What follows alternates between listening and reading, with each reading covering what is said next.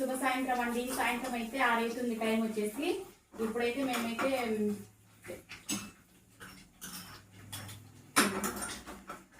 Friends మా బావ అయితే పాయసం చేయొచ్చు కదా, వర్షం పడుతుంది చల్లగా ఉంది అనేసి అన్నాడు.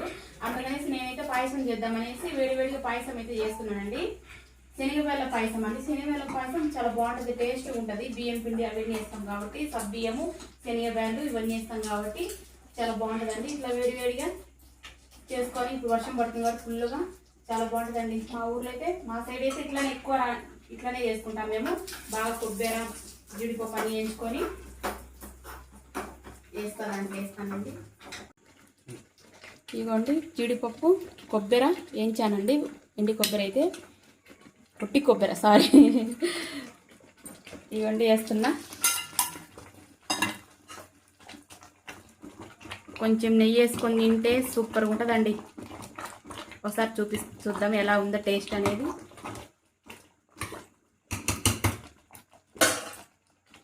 కొంచెం వేసుకుంటే, ఎందుకంటే నెయ్యి నేను కరగబెట్టలేదు, ఎందుకంటే ఈ వేడి మీద కరిగిపోతుంది దీంట్లోనే. చూడండి ఫ్రెండ్స్, చూద్దాం ఎలా ఉందో. వేడి ఉందో, ఇప్పుడే చేసాం కాబట్టి.